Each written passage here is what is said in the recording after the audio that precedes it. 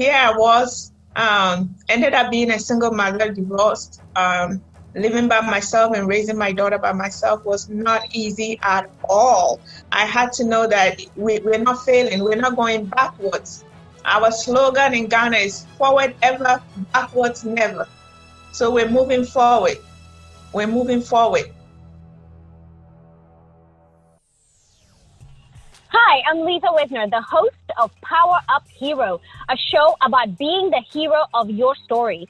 PowerUp Hero is all about living a powered up life. Because let's face it, living your best life and juggling a busy workload can be close to impossible. Every day, mental health professionals around the world work tirelessly to help individuals and families find hope in times of hopelessness. And in fact, when I think about this COVID-19 situation, I just think of all the mental health heroes, and I'm continuing to think about how they're providing compassion, evidence-based care to clients, to families, to communities who are struggling with the situations that are going on. I think this situation we are in is even beyond COVID-19.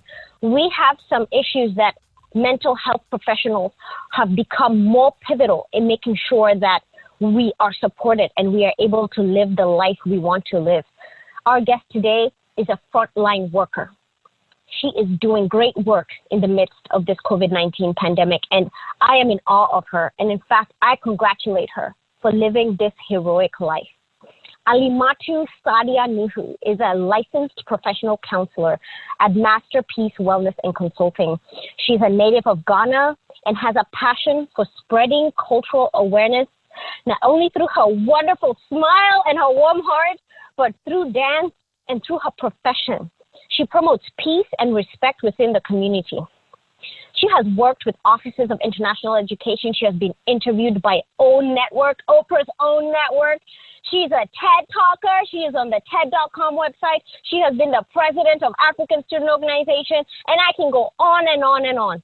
And in addition to her health science passion, she loves fashion, and I'm always in awe of all the amazing beauty she projects, not only with her smile and her demeanor, but in her fashion sense. It's just truly amazing. And so, ladies and gentlemen, it is a pleasure for me to introduce you to Alimatu Sadia Nuhu. Thank you, Lisa. You are Welcome. My hero. Yeah, thank you. I look up to you too. Thank you for the awesome welcome. Can you see me bowing to you? I don't know if you can feel it. I'm bowing to you, girl. Same to you. You are a hero. You are a hero and inspiration. Sometimes I see the way you are, and it just tears me up because I feel like I need to stand strong with my shoulders back because Sadia exists. Wow. So I just want to thank you, before we even move into this, I want to thank you for being Sadia. Just being yourself. I think your superpower is you. You could say, yes, my name is Sadia, and my superpower is being Sadia. Oh. I love it. Yes. I love it. I love Thank it. you. So Yes. Sadia, let's go ahead and just help our audience know who you are. So what do you do for a living? Lisa, you already mentioned that I'm a licensed professional counselor. So that means I'm a therapist. And that means that I help people to heal their emotional and mental wounds. Wow, emotional and mental wounds. And how did you get started in this role? How did you know that you had a passion for this? I knew this because from my own family dysfunctions and problems, I have seen my parents suffer. And we didn't have any help or any solutions for the problems that we were going through as a family. So I was asking questions. How can I heal myself? Because when you come from a family where you have dysfunctions and wounds, you're wounded. So I had to heal. And then in my healing, how can I help others to heal so that they don't go through what we went through? Or if they're going through it, how can they navigate and get out of that? So that's what led me into, I was going for nursing, but I took my first psychology class. And I was like, this is it. This is my path. So I switched. Wow. So it almost sounds like from your foundation, right? I always say, yes, the way you're raised is your blueprint. And there's clues there of what you're going to end up doing in your life. So tell me about your upbringing, because I know you're originally from Ghana. So tell me a little bit about your family and this legacy that you have, the foundation that you're standing on. Okay. So I, like you said, was born in Ghana. My father at that time was a young lawyer. And my mother was very young when she was married to my father. I mean, culturally, women can marry young. So I think she was 16 when she was married to my father. She only had middle school education. So we started our young family, and it was beautiful, and things were going well until I lost a brother. We were two of us, and I lost my younger brother. So that tragedy was very, very painful for my mother and my father. And as if that's not enough, a month later, my father lost his brother, who was also a college professor of history. And if you know a little bit about me, you know that I really love history. I'm talking about, things that has happened to people in the world, So anyway, so my uncle was into politics as well. And I think he was campaigning for president of Ghana, and he got into a car crash and died. So my parents had to deal with 2 deaths within a month. And that crushed them. It crushed their marriage. And it crushed their mental well-being, their emotional well-being. And my father became an alcoholic as a result. So that's just a little background. But my father was an alcoholic, but he was a functioning one. And he was a very loving father. A lot of people think that an alcoholic is somebody that is very aggressive, beats his children, his wife, and all of that. Some do that and some don't. My father was a very, very nice, sweet gentleman, and he gave me so much love. And I think if you know me and you know the love that I have for people and my sense of happiness, it all comes from the foundation.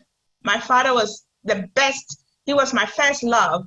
So he gave me that great foundation. But alcoholism, it's a disease. And it wasn't easy, to see your father intoxicated or drunk all the time. And what that means is that my mother had left because they were fighting a lot. And so my father raised me. And he did his best, but most of the time I felt lonely. I lived in a big house alone. Because my father would get up and go to work, and then he would come, he would drink, and then he would go to bed. So there wasn't much happening around the house as to whom, I practically would say I raised myself. I learned how to cook when I was 4 years old. I had to clean the house and just keep the house together. But my mother also taught me very well. My mother was very beautiful. I got my sense of fashion from my mother, and she was, great with cooking skills and housekeeping skills and everything. And she taught me. So by her not being there, I maintained what she had taught me. So the house was nice, but I did all of that. So I raised myself. Wow, Sadia. Yes. Come on, we haven't even gotten to where you're here in the United States, and you're already, wow, there's so many things to unpack here. So I guess, all the despair of losing family members broke your family, and then living with a family member who had an addiction. And even though it wasn't abusive in terms of physical, but I guess just as a child growing up, you're supposed to be a child, Yes.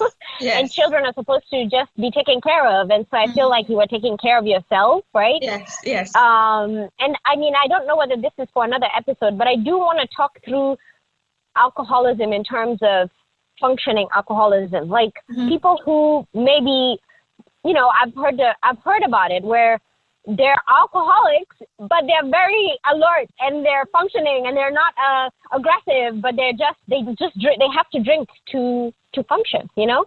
Yes. And so that's a whole other side of mental health that people don't realize, right? Yes. That you're numbing. And I always think maybe sometimes it's numbing some fear or some difficulty that happened, and that's why maybe numbing the pain. Exactly. And then how did you end up in Texas A&M University, Corpus Christi? So I was a student at the University of Ghana. I was studying performing arts, majoring in African dance, and I met my ex-husband. So I met this man, and we fell in love, and I got married, and then I came to the United States. So that's the genesis of my beginning here. And I lived in Detroit. The marriage also did not work out, so that's another pain that I had to endure. But I was very fortunate that I had a friend that lived in Corpus Christi. I didn't even know Corpus Christi existed on the map of this world. That was a name that is not very well known, or a town. So my friend lived there. She had a company I think at that time her company was called Adventures in Africa Tours and Safari, and I had worked with her in Ghana. So she lived in Corpus Christi, and we have been very good friends. And she invited me because she was bringing a group from Brazil to perform here at Corpus Christi. The show was called a Brazilian Rhapsody. So I came to help her as a personal assistant and putting together the show. And that's how I ended up in Corpus Christi. My marriage had fallen apart, and I was starting a new life. So after working with her, I enrolled at Belmont College, and I started from the scratch. And I think I kind of met you. We met at the university. Yes, we did. We were both students there. Yeah, yes. That's where we became friends. So Sadia, from long ago, we met at the university. Yes. Why are we calling you a PowerUp hero? And I think maybe you can also define for me what you think a hero is. I think that I am here today because we made a connection. I saw a beautiful, vibrant African student like myself, and we connected, and I saw all the powerful, beautiful things you were doing, and I was doing this, I was doing things as well. At Delma, I was I spoke on so many different occasions, I was just speaking for the university and involved with so many student activities, and then transferred to the university doing the same things, being a member of the International Student Organization, forming the African Students Organization. And I always came to you for help, of course. You gave me a lot of support.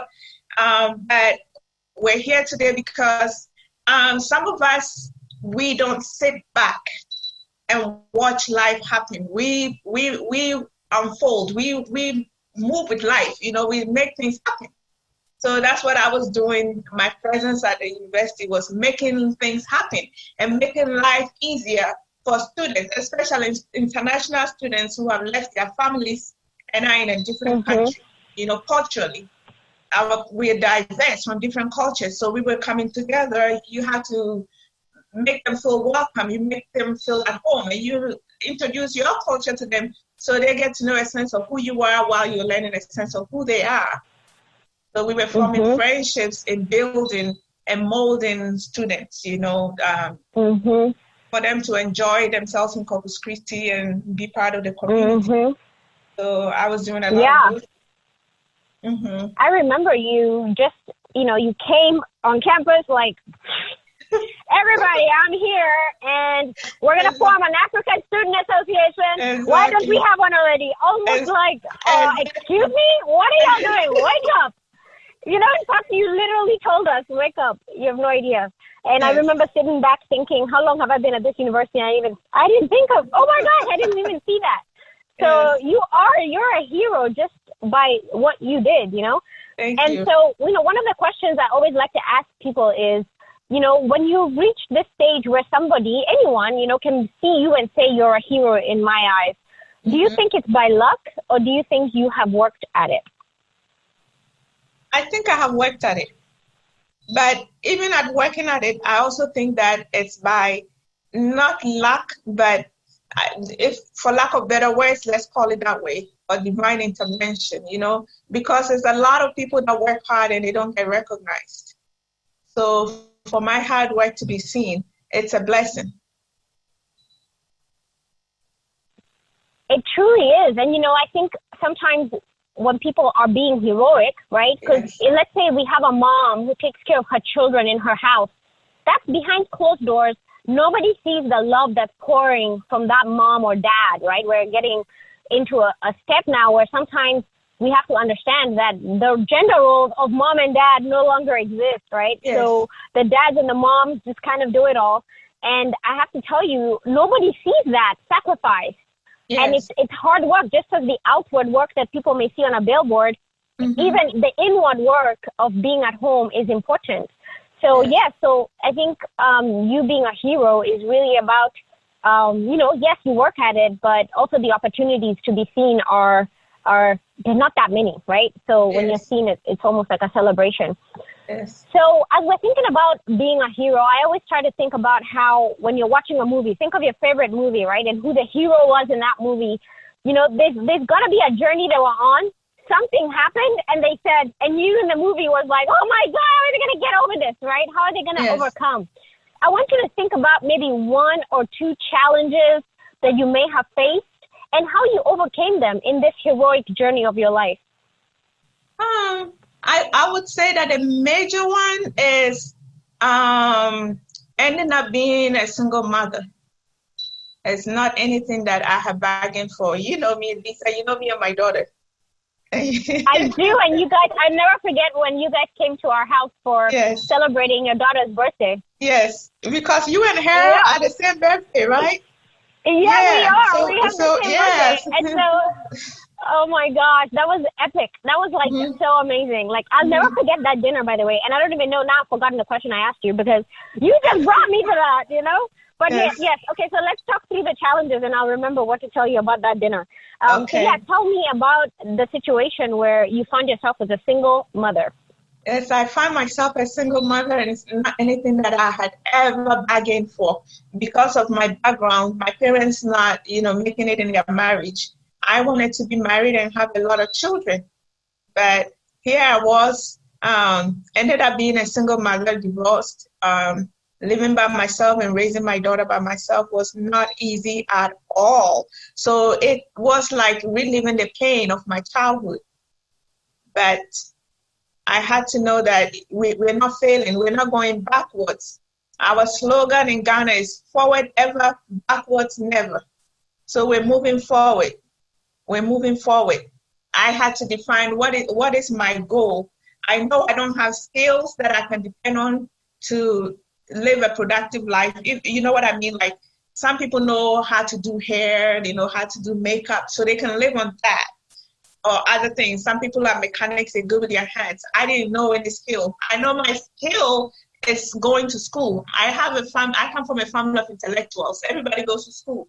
So I said, well, I'm enrolling in school and I will make a life out of that. Like I'll form a career out of what I learned in school. But I was doing that while I was raising my daughter, living in a town that I didn't know anybody. I just knew one person and I came in and she even moved and left me there.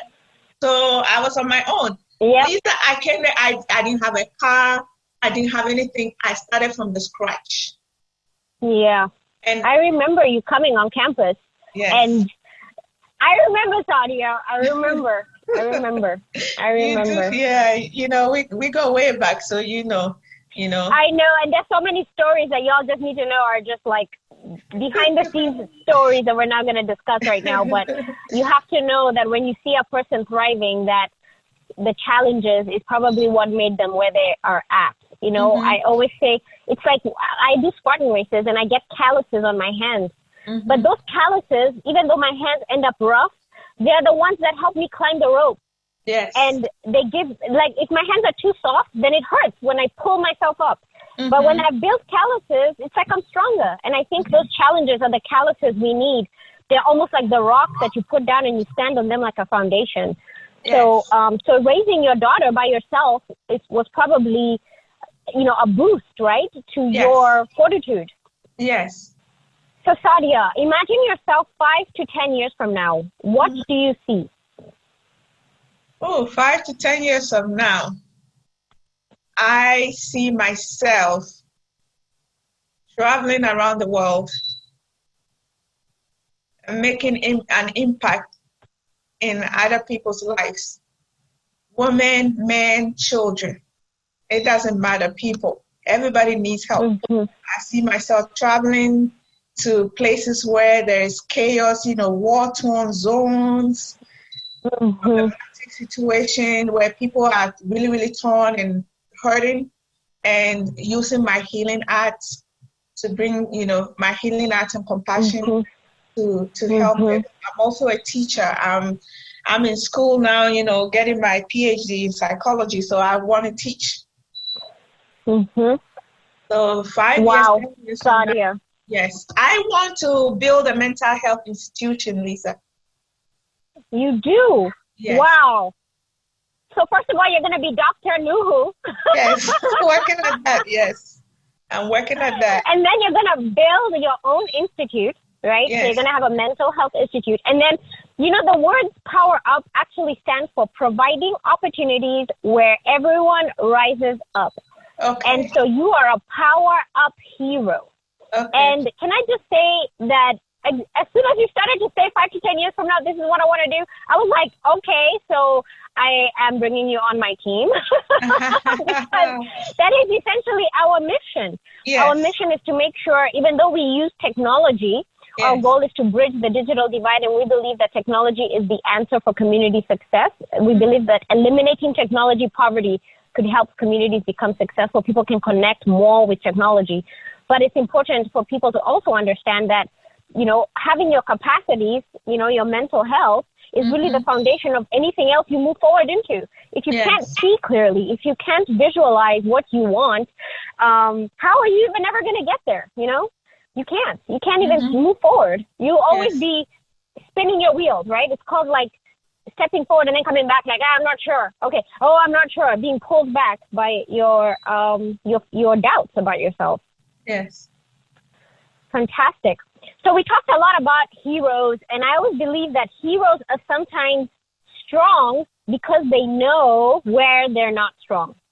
So without calling them weaknesses, where do you believe your weaknesses may be? And if you know Superman, like Superman's weakness is kryptonite, right? If he's near kryptonite, his powers disappear. Where do you think your weaknesses are? Maybe I'm too nice. Oh, you mean to say you're too nice?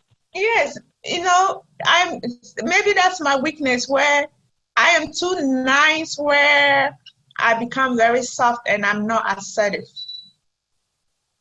I see what you're saying. I see it. Yes, but also it's because I'm very powerful. I know where my power is. So in order for me not to just like explode and destroy something, I have to be nice. I have to just be tame. And so in my being nice and calm, that's the word. I'm calm and I'm nice. People try to take advantage. People try to step over you and walk all over you. They treat you like you're the dirt because you're nice. And I, you know what? And I can tell you that I guess I could say that I'm a little bit aggressive. So when I am in a situation where I feel frustrated, I feel like I have to stand up for myself. But my husband, on the other hand, is the opposite. He's more like you, I guess. So I learn from him because he's effective. He's so effective with his demeanor, where he just understands what's going on, takes a step back, and it's almost like I see how having your strength. Now, what you're saying is a little bit of your weakness, because people may take advantage. But I think for me, in this day and age, especially because, Sadia, I know you always comment about the difficulties of the world we live in today. You know, Yes. in fact, the human race today, you know, is living a life where we know life is not a paradise, but I feel like we have become down. We're so low spirited because we may be feeling like people have taken advantage. And Yes. I think people have become angry about that, right? And you're always empowering us to rise up. In fact, let me tell you, I pulled a quote from one of your posts on Facebook. I don't know if you mind if I share it. I don't mind at all. Please. It was, we are all here together. We're supposed to build each other. We shouldn't tear each other down. We have felt the pain of being torn down, and we have to decide that we'll be deliberate about building others. Wow. Can you expand that? And the way it was just on your post, I was just touched. Oh, wow. Thank you. That's really powerful. I probably got it from somewhere else, but okay. So, okay, so that's the point, Lisa, because we're all human. We're all human, and we've all gone through. Nobody's above the other person. And so it's like we should support each other as humans. I worked in a mental hospital. And you will see like human beings in their struggles, you know. And so why am I saying that? It's the compassion that you see, you show people that are really struggling. Like some people don't even want to get up and see the day. People are trying to kill themselves, you know. And you come with, you work in a place that is so turbulent. And like I said, my weakness, it's also my strength, because I can be very calm in a place where it's very chaotic and turbulent. And people see that. They see my compassion. They see that I care. And so where somebody was previously laying down in depression, I don't want to get up. Don't call me. I don't want to do anything. Me showing up and being compassionate just gives them the hope and say, you know what? Okay, I'm going to get up. Let's go out for a walk. They go outside, they see the sunshine. They say, you know what? Thank you for letting me do this. Now I have hope. I'm going home. I'm going to do this. I'm going to take a shower. I'm brushing my hair. I put on my makeup. I'm ready to live. You know, so that's how we have to be there for one another and not tear each other down, because we're all we got. You know, when I'm down today, Lisa, you can pull me up. And when you don't know, when you pull me up, I become strong. I can be there for you tomorrow. And you've inspired me a lot. You know I come to you and at least I'm going to do this and I need your help. You know, especially, okay, I'm going to build this hospital. I need your help. Where do we start? Where do we go? And you always there to help me, you know, to push me to my goals and to my dreams. You know, because you're a powerful woman, Lisa, and you do a lot of things. And I take inspiration from you. So just by knowing that Lisa is there, and this is true, I'll be tossing ideas in my head, and I say, don't worry, I'm going to call Lisa. Oh, you know what? Sadia, thank you for that. Because, you know, part of me is... now it's turned into my interview now. It's supposed to be your interview. You're the one supposed to cry. You know, when I see you, you know, you're a hero. You don't understand how much of a hero you are. Okay, you do understand how much of a hero you are to me. And it's really just because I think you live such an authentic life. And when you show up, you're immediately you don't even have to say anything, Sadia. And you're just a light. Do you understand? And so I think your patience, right, when you're talking about people who are depressed and then you come and you talk to them and then they wake up and they say, okay, let me go and experience the sunshine today because of Sadia. You have a gift. I don't know where it came from. It is given to you by the Almighty, from your ancestors. Somehow or another, they're there. I see just greatness on you, you know? And so when because that's, and if anyone who has ever met Sadia, if you're listening to this and you have met Sadia, you know what I mean when I tell you that this woman is a light. She is a light, and she doesn't have to say anything. And I think there's power. There's power with people who just project energy that saves life. Mm-hmm. And that's what you do. Thank you. So Sadia, mm-hmm. How can people get in touch with you? I live in Houston now, and they can get in touch with me easily on Facebook. Okay. As Sadia Nuhu. Okay. Sadia Nuhu. Yes, on Facebook, Sadia Nuhu. I pop up in a red dress, and it says mental health professional. It's on my profile. I hope y'all caught that. Okay, so she's a mental health professional, but she's gonna pop up in her red dress. Y'all should see this woman's fashion sense. Her African fashion sense. I mean, sometimes I see her pictures and I find myself staring, and I'm like, oh my God, first of all, like, I don't even know, like, everything, the outfit, everything is just popping. Obviously, just put together so perfectly. And I know we didn't get to talk about your TED Talk, but I am going to be playing an excerpt from it because you have been recognized by TED, and they actually put you on their website. You know, they don't put every TEDx talk on their website. So they specifically select the ones that fit within the scope of what they are trying to accomplish. Oh, wow. And your ideas on culture have obviously shown them that that you are somebody to recognize. So thank you for putting Corpus Christi on the map. Thank you, Lisa.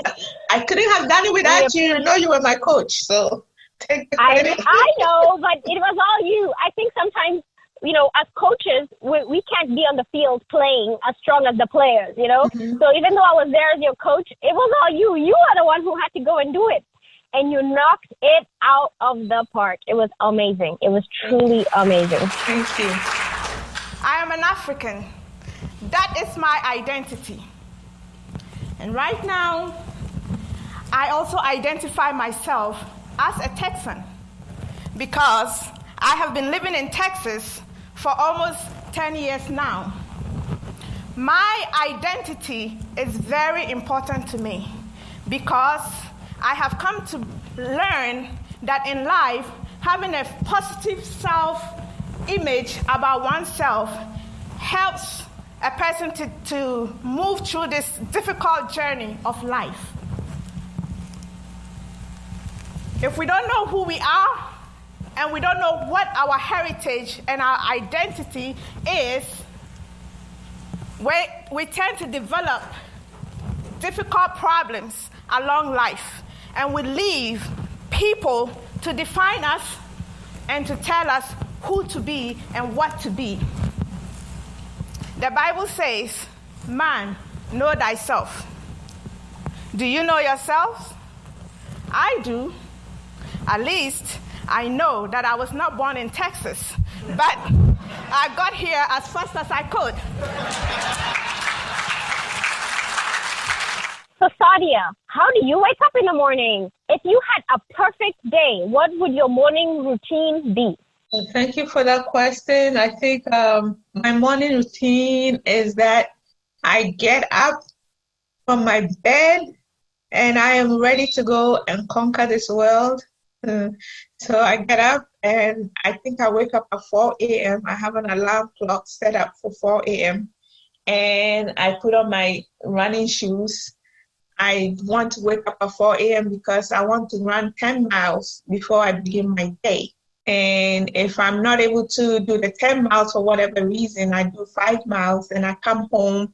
I like to take my time to get ready for the day. So I'm not rushing because I'm a slow person anyway, but I like to enjoy everything I'm doing. So after I run, I come and I put on my TV and I'm listening to the news and I'm making me some tea. I'm making me some concoctions, that I put in my brew in my tea. And I take me a nice shower and then I get dressed and I like to look good and professional. So I take my time to get dressed and then I go and get in my car and it's a long drive to work. So I do that. I enjoy the ride. Listen to a lot of YouTube while I'm learning. I learn. If I have questions in my mind, I go to YouTube. So it's like I'm learning something while I'm driving to work. So I go, I help my clients, I do what I have to do. Then I get back home and then I settle down with TV. I love my TV, Lisa. If there is an addiction, that's the TV. I have to, because I live alone, so that's my companion. So then I come and I watch my shows because that's self-care. That's my self-care.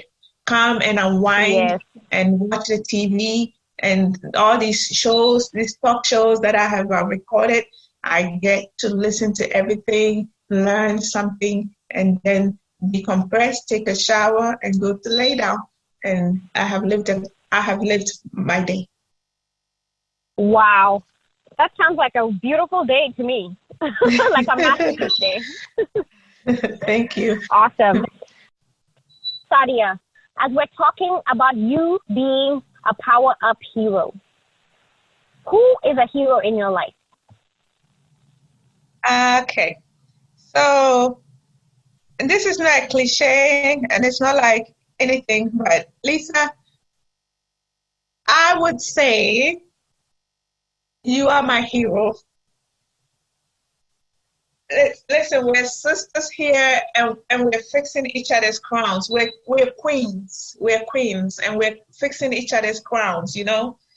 So, I mean, the things that you have done and the things that you have accomplished, it's like, I look up to you.